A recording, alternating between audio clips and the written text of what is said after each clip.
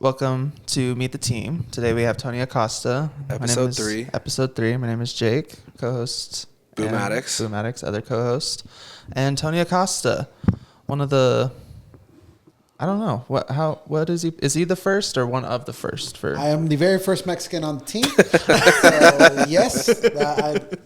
I'll say it. Yeah, for the record, that is not what Jake was referencing. Tony's trying to get us sued. I feel like we were like 3 for 3 on lawsuits in our podcast. Is it okay if I'm half Mexican? It is. Yeah, but he still joined before you. Yeah, I did, so. No, Tony joined. Literally, the first time I saw Tony interviewing was when we were holding our very first meeting telling the team about Utah County, telling Sugar House about Utah County. Mm-hmm. Was the exact same day that you met. You and I had crossed paths a couple of times just from being within the industry. I think we had a similar approach to the business. So we definitely knew about each other and who each other were. And I have to give a quick shout out to Tony. Tony, I was concerned isn't the right word, but I was very intrigued about why somebody like Tony Acosta would be joining the team. So we sat down, we had an interview, the two of us sat and chatted. Who interviewed who? We interviewed each other. There we go. Very much so. I do think that's what it was. It is an interview. I do think that you were like, let's see who this dude is. Like, I've clearly never done this. You have more experience doing this than I do. And I think that when we sat down, what I was most blown away with by Tony was he looked at me and he goes, Boo, I don't care about title. I don't care about status. I don't care about prestige. I want to be useful within the office. Beautiful. And I was like, okay, this can work. And I would say, I don't even know how we would describe what Tony means to the team at this point. I tell everybody I feel like Luke Skywalker and he's my Obi-Wan Kenobi trying to guide me in the ways of the Force. I love it. I'll take it. But he died in the first movie. That's actually why we called you here today. You are fired. No, I'm glad you said that because for any agent joining any brokerage or any team, it is an interview process to see if you work with that team or if that team's going to work for you, and vice versa. It's a good point. So yeah, there's some questions that I didn't send you, and I listened to your guys' podcast the other day, and I was like, "Oh, you're good spit." Yeah, he's good. He doesn't need any prep. He comes prepped. Okay, that's good. I know because you speak in like clips. You speak for the masses in some cases, but. When we did our first interview together, Jake looked at me. He's like, I can't describe what that was like. I was like, I can. He's like, what is it? I was like, I speak in 60-second sound bites. There you go. And he goes, that's exactly what it is. I'm like, I know. I was like, that's a short. That's a reel. That's a TikTok. That's a Snapchat. I don't know. Okay, so one of the first questions is like, tell us about how you got started, basically. Like, where did it go from this is what I want to be when I grow up to like, this is what I am now? Yeah, for sure. Great question. So I actually got into real estate because my mom told me to. So you listened to your mom? I did.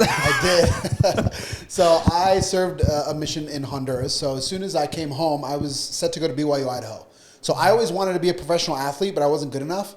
So my thought was, okay, if I can't be on the team, well, BYU, Idaho. Can I be like on the team? So I wanted to be like a trainer, a physical therapist. So I was going to go to BYU, Idaho to do that. I had my dorm, I had my schedule, I had it all figured out. And on one random Tuesday night, we run into one of my parents' high school buddies, and he was already a broker. He's still a broker to this day. His office is actually just right there. And he runs into my parents, and he says, hey, like, what's your kid doing? And my mom's like, nothing. He's up to no good. And she didn't want me to leave again because I had just been gone for 2 years. So she's like, she didn't want you going to Boise. Yeah, she's like, he's going to leave again. So he says, well, I work in real estate. I've got this gig, the showing agent gig. Swing by the office and I'll tell you a little bit about it. So I don't want to go to this meeting because I'm already set. I'm ready. Dorm's ready. Schedule's ready. Fees are paid. I'm good to go. But she drives me to this meeting, and Daniel, who was my first original broker, mentor in the business, basically breaks it down and says, look, I have a lot of buyers. There are these things called showings. All you need to do is go open the door, show them around, and that's it. And I'll pay you at that time $400 for every person that closes. And he's like, I'm averaging between 8 and 12 closings per month. So I run that math. I'm 21 years old, coming from working fast food at a Mexican restaurant. I'm like, I'm rich. I've never been so rich in my life.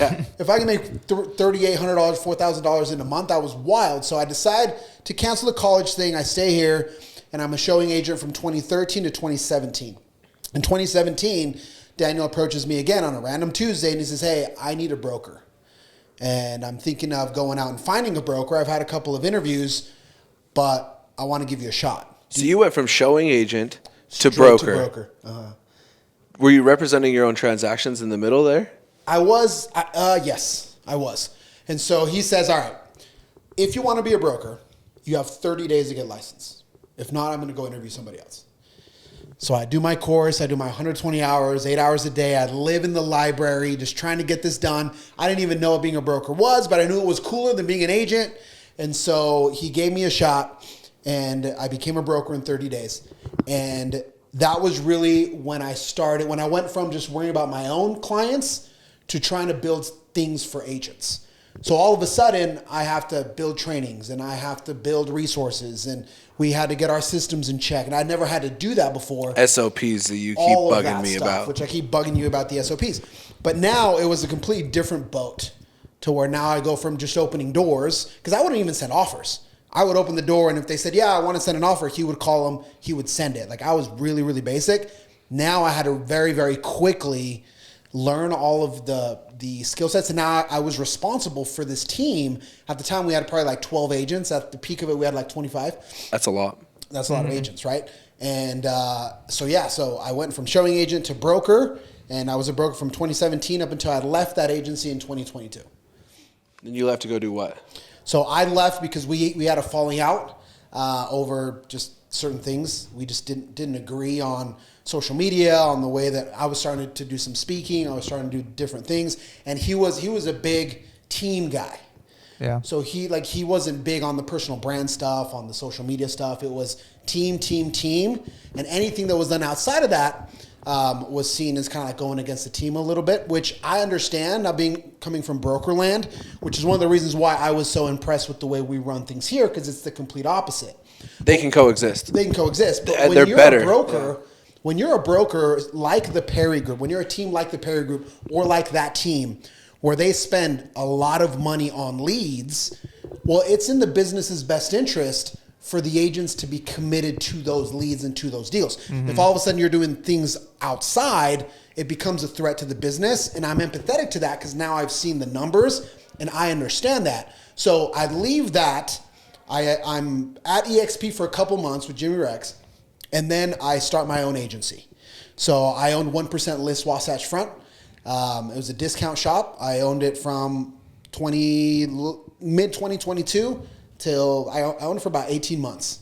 And that was a lot of fun. That was completely different. Now I had to worry about things that I didn't have to worry about before, the legal and the accounting. And so and then now I'm here. Now we're here at the Perry Group. We've been here for what? 7 months? 8 months? 8 months, yeah. That's crazy. It's been a lot of fun, but that's the synopsis of my origin Marvel superhero story. Dude, I want to be a broker.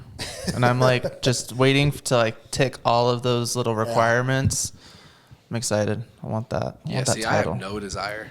Dude, but I don't love care. contracts. I love you love it. Like, so when you were the showing agent, you're like the other agent would do everything else. I'm like, that's what I want to do. So he would send the offers. He would do everything.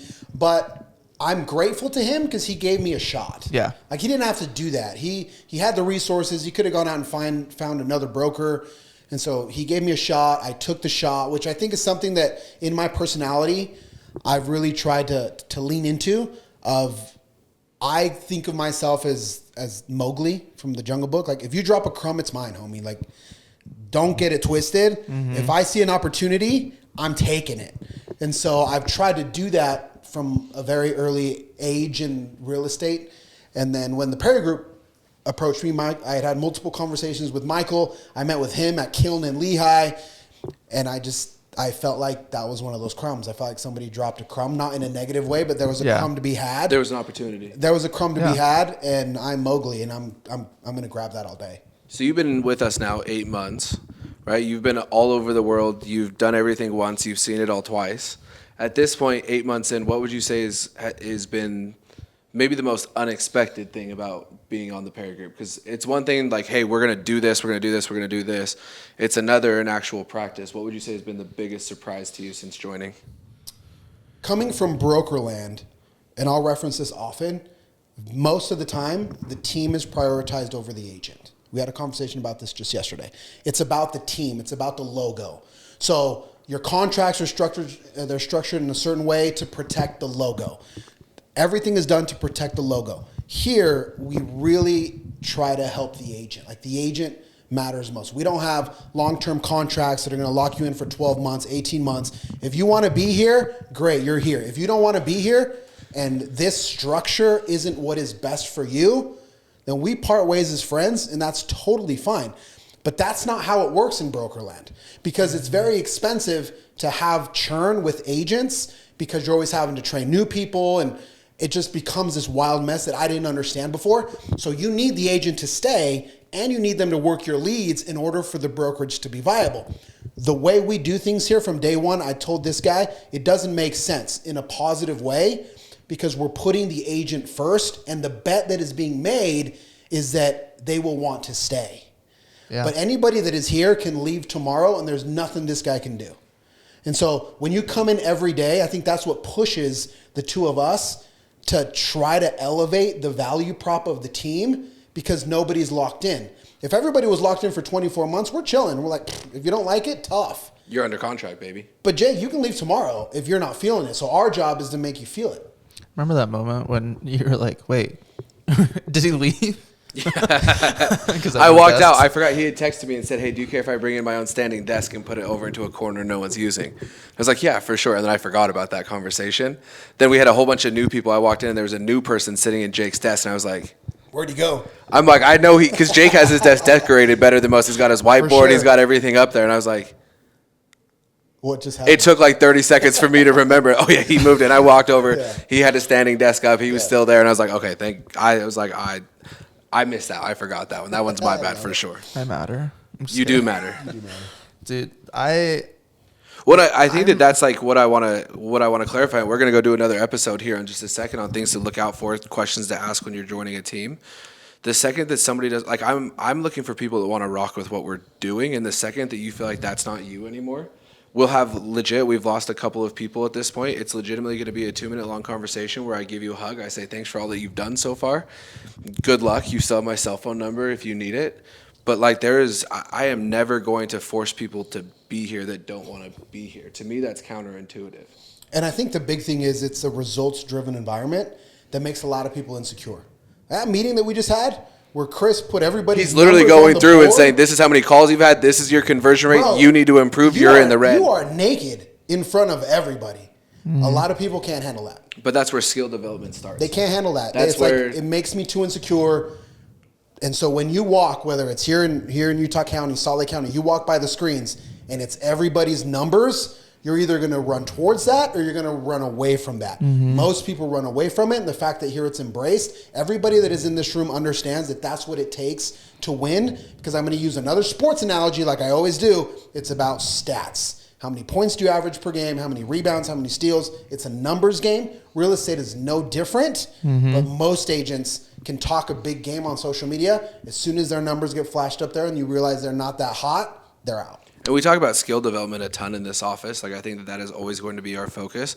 To me, the very first step in skill development is always going to start with radical honesty about where your business is actually at. And if you don't have that radical honesty, you are never going to actually be able to develop the skills that you want to in this business because you're not being honest with yourself about what skills you actually need to develop.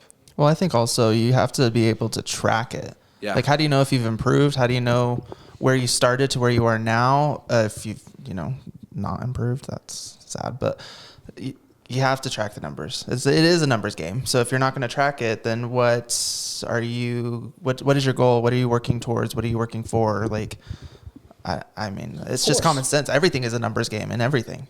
Yeah, and I understand where it could be uncomfortable. Because when there's a lack there, mm-hmm. Nobody wants to be told that they're not good at something, but that's why I always reference the quality of the players on the roster that understand that and embrace that and know, okay, if I need to get better, if I'm in the red, it's not emotional. Mm-hmm. And the leadership here doesn't take that emotional. It's not that Jake sucks because he's in the red. Jake's in the green for what it's worth. Jake is in the green. But there's a specific skill set that we need to work on And I think that's extraordinary. Well, if you want to be trained very specifically, I need to know what to train on very specifically. If you want to work with Tony Acosta closely, I'm not going to just say, hey, Tony, just start talking to this dude and see if you can figure out where he's lacking in his business. We'll be very, very transparent and very clear from the beginning. Hey, these are the 3 action items that Jake needs to make over the next 60 days if he wants to be able to keep doing this. Yeah, in the words of Alex Hormozy, you suck, that's okay. Yeah. We fix it. Yeah. Well, so you said earlier that you listened to your mom. Did she tell you specifically to go into real estate, or like why did you choose real estate? What did your mom say? So she told me, so she knew Daniel since high school. Okay. Daniel did very well for himself. Like he drove a nice fancy Cadillac. Like she knew that he was doing well.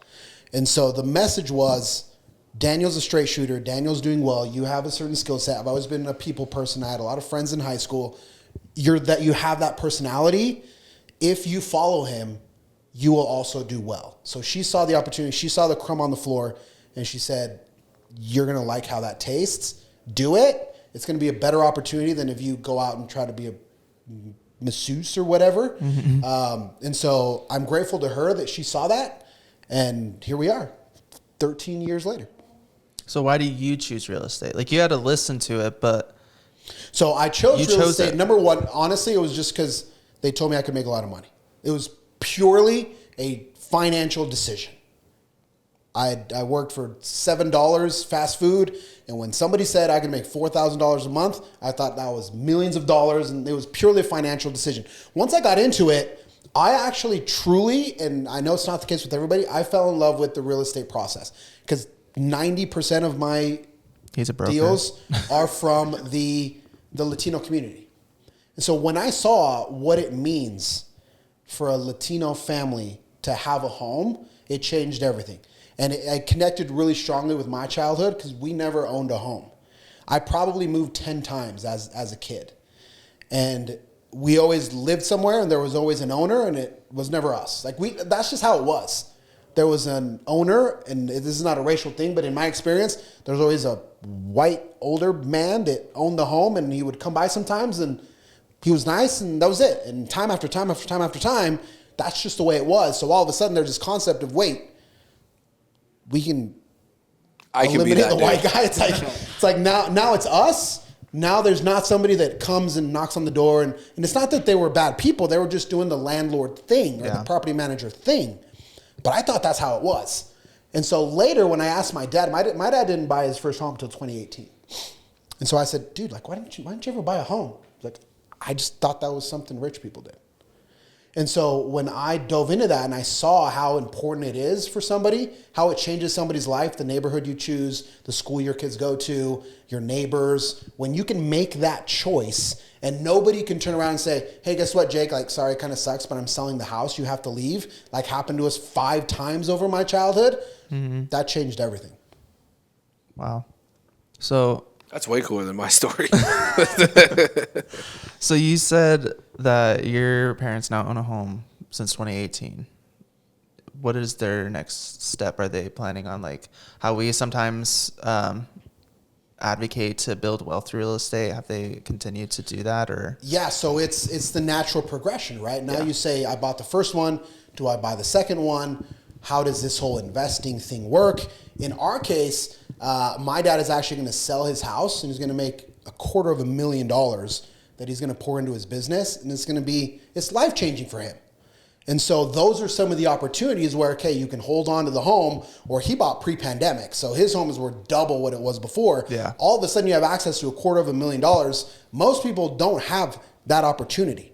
So he can say, okay, if I sell this house, I have $250,000 to pour into my business.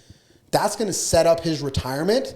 So my dad is going to be set because of this one house he bought for $222,000 in North Orem in 2018. Those are the stories that we see replicated time and time and time again.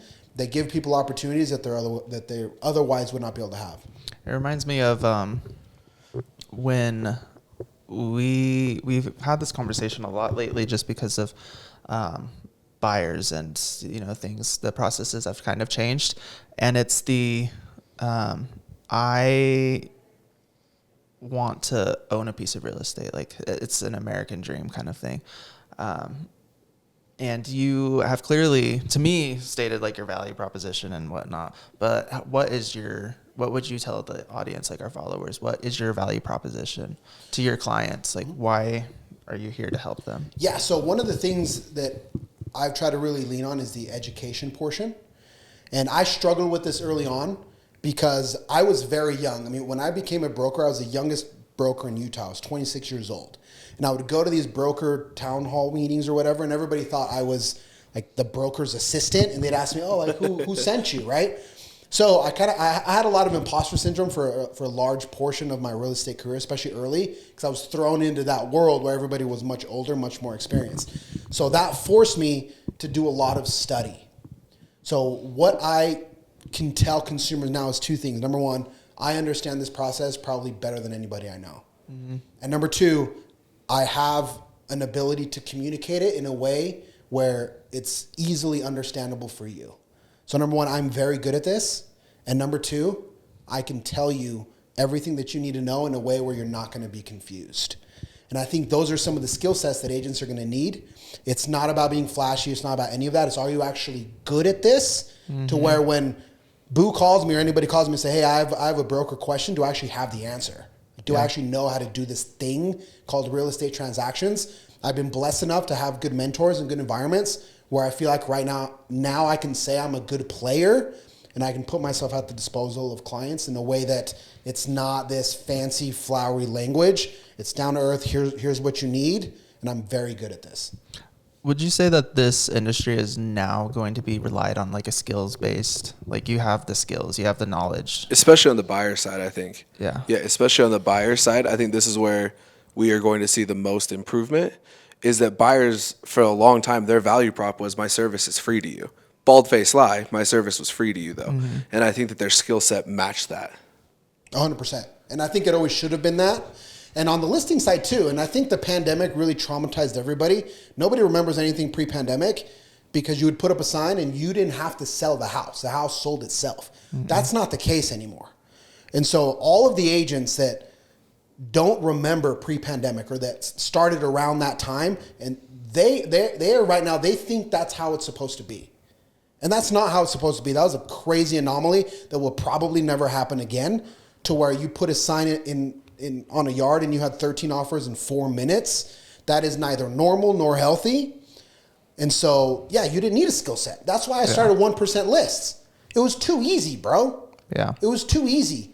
And so I took advantage of that mark and I said, okay, if I can take advantage of these agents that won't discount and somebody says, hey, somebody else is willing to do it for 1%, and that agent says, I'm not going to do it for less than 3, I would take those listings. Mm-hmm. Because you didn't need a massive skill set. You didn't need a team. You didn't need graphic design. You didn't need to man open houses. You didn't need the fancy videography. You need that now. Yeah.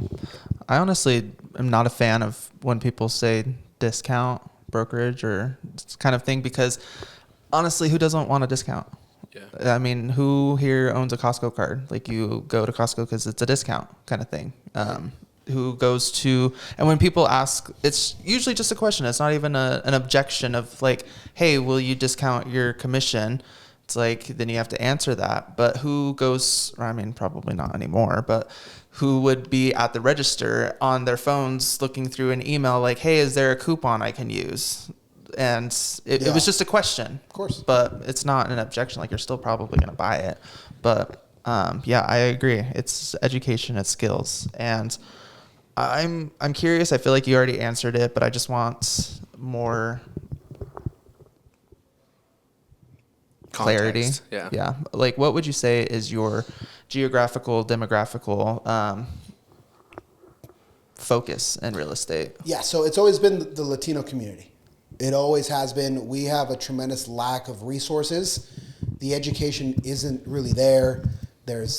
These are documents that are in a different language. 90% of the transactions I do are with Spanish speakers. So that's always been the niche. It started as most start with like first-time buyers and things like that. Now it's kind of evolved to investors, people in the Latino community that have money and want to deploy it in some way.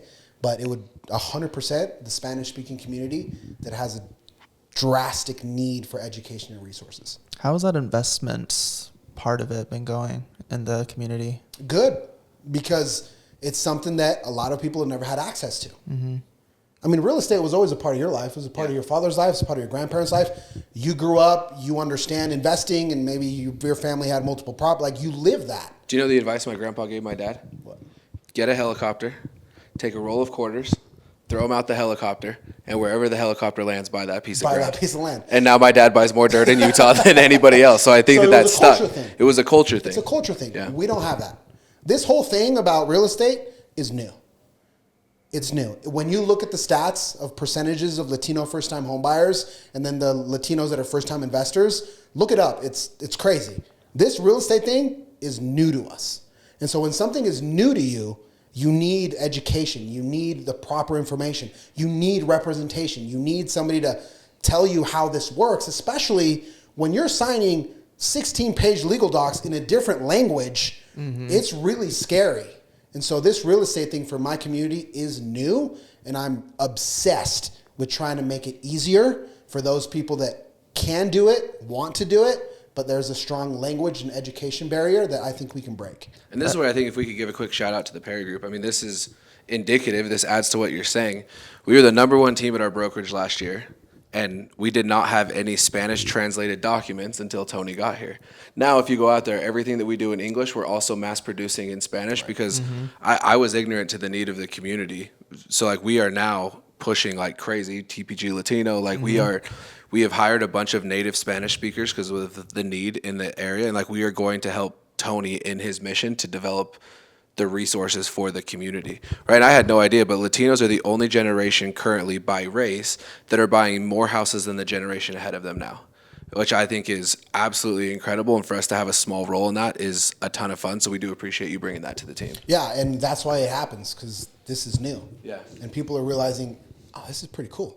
This whole real estate thing, I kind of like it. Yeah. Yeah, that has always bothered me since being in real estate, is that everything has to be in English. Well, here, I'll tell you a little story. So I ran for the Salt Lake Board of Governors at the Salt Lake Board.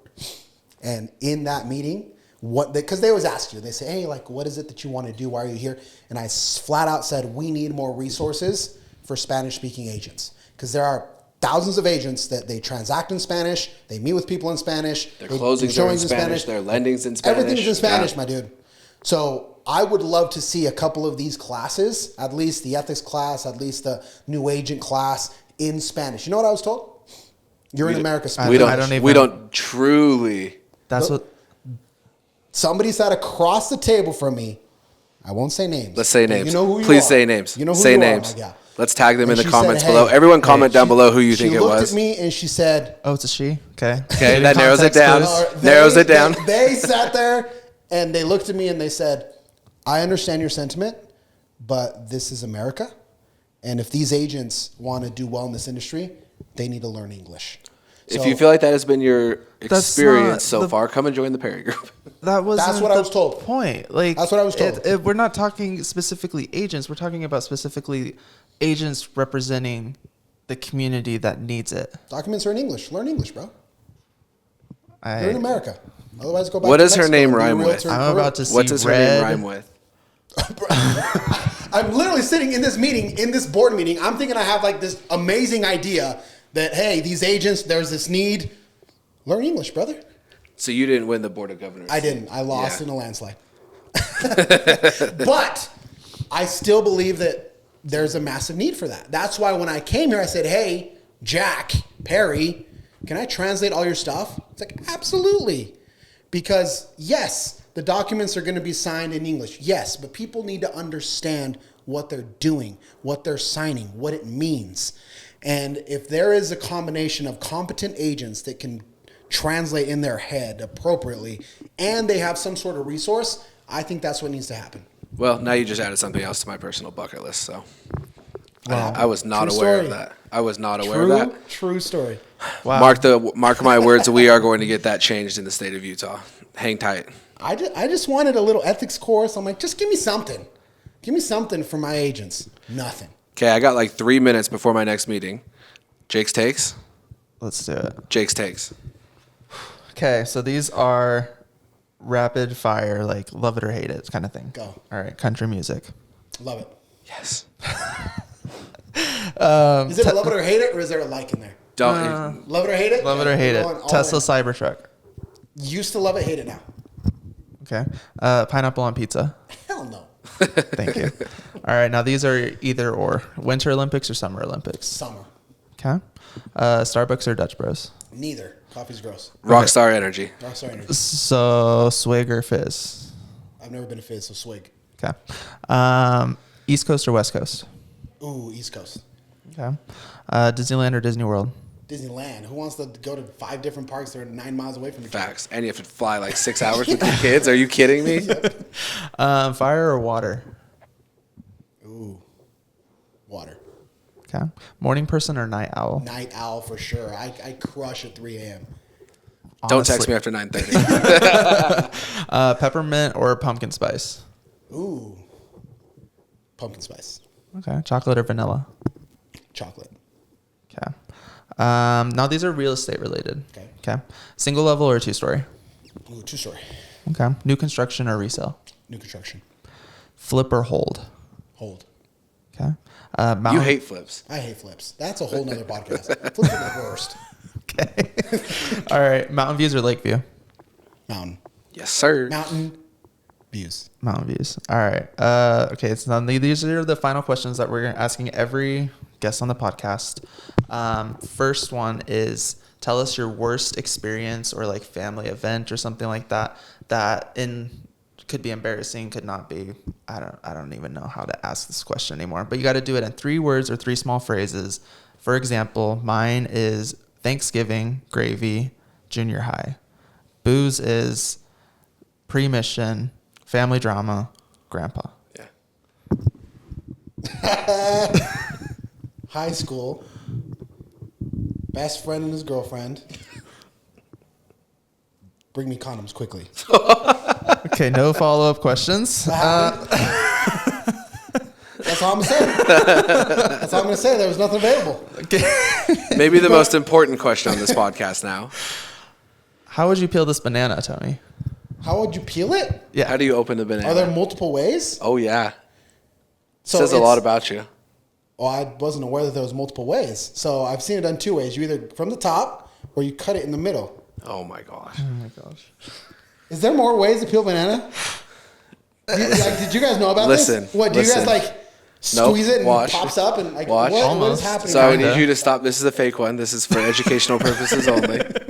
And after what you just told us about your 3 words in high school, I probably had different ideas. Best friend. Listen, I need you just to pinch right here. Next time that you go to open a banana. I'm so uncomfortable right now. Just pinch right here, and your world will change. Just pinch right here in the Just world. pinch right here. That has to be the title of this podcast. Me like this. Pinch right here and your world will change. Yeah. I'm going to pinch a banana, y'all. Thanks, Tony.